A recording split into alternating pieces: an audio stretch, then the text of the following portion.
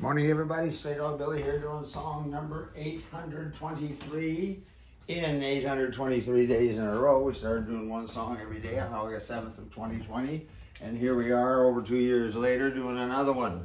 We're going to keep on doing one song every day until homeless dogs and cats are no longer euthanized, killed in the shelters.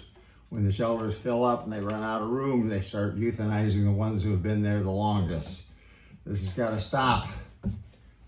Straydog, that's where I got my nickname Straydog Billy after co-founding that animal shelter.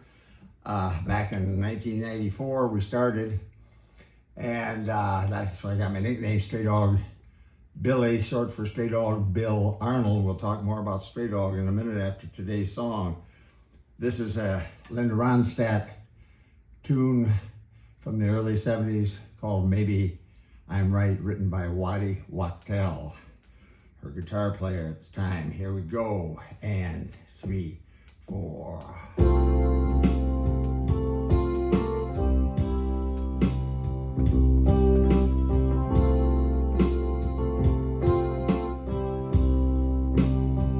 Maybe she's right, maybe I'm wrong, maybe what I'm saying is the way it should be. Nobody knows when the truth goes by. I just wanna know if she's still happy.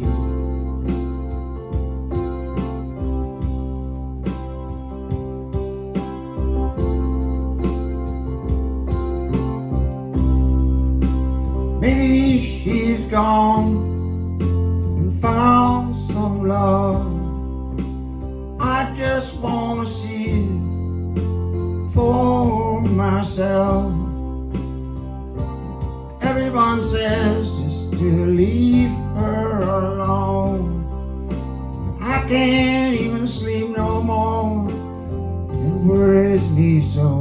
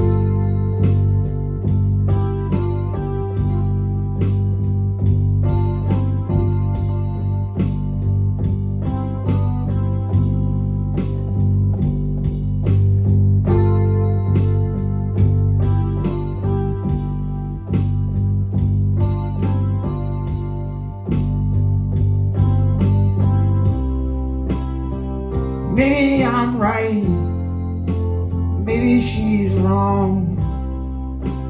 Maybe what I'm saying is the way it should be. Somebody tried to explain it to me, but they couldn't tell me if she's happy. And I just wanna know she's still happy.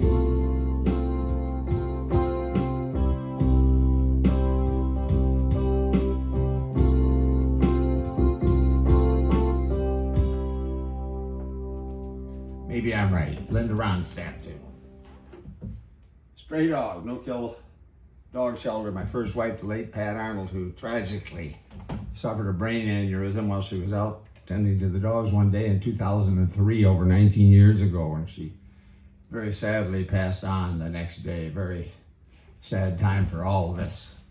She and I had started that shelter, Straydog, back in 1994, and we became a Texas nonprofit corporation in 1997 with the official name Straydog Incorporated, and that led to being able to apply for and applying for 501c3 tax-exempt status from the IRS in 1998, and we received it in 1998. And And that made all donations, all contributions to the shelter, Straydog Incorporated, tax deductible to the fullest extent of the law. We're still going strong today, still rescuing, rehabilitating, and adopting out formerly stray and other formerly homeless dogs, and once in a while cats. And we're going to keep on doing this until there is no more overpopulation problem across this country in the dog and cat world. We're now being led by my second wife, Waddy Wachtell, who had worked for Pat in the earlier years. She had to leave for a while. And after Pat passed on, we called her up because Pat had always said she was the best employee she ever had and was the only one who had ever learned how to dole out the daily meds. There was a big chart and it was very complicated. I couldn't even do it. And but wanted to learn how to do it. And Pat had always said, find her if anything ever happened to her. This is the truth. And so we did. We called up Juana then. We found her number and we called her up and asked her if she wanted to come back, and she agreed to come back. And she's still the shelter director today, and we're still going strong at Straydog. No, Juana's taking care of business at Straydog. Now, all 3,500 animal shelters across this country are adopting out a tremendous number of dogs and cats. Every single year, 3.2 million, 3,200,000 dogs and cats are being adopted every year now. That's the latest figure. That's an average. If you divide it by 365, an average of 8,800 dogs and cats are being adopted today, tomorrow, the next day, yesterday, the day before. Every single day, 8,800 are being adopted out. So that's a tremendous accomplishment from all animal shelters across this country. They all deserve our financial support, including Straydog. You can go online and make it a donation there at straydog.org.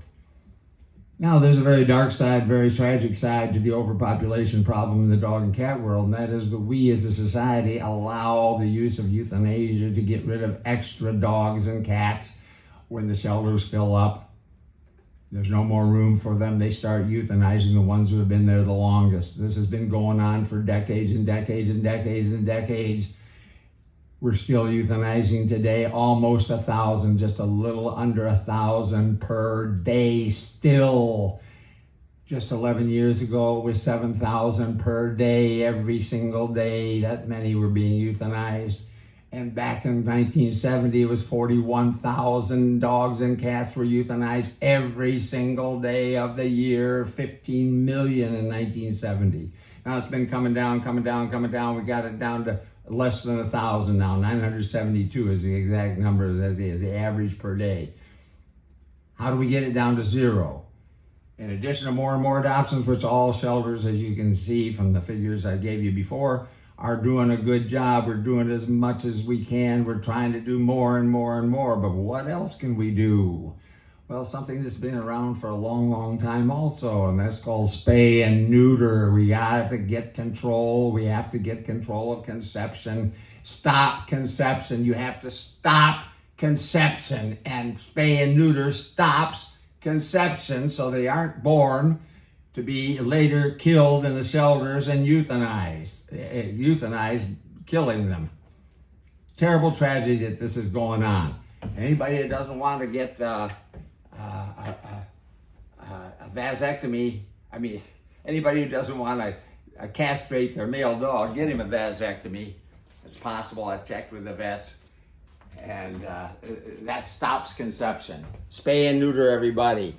Spay and neuter, please.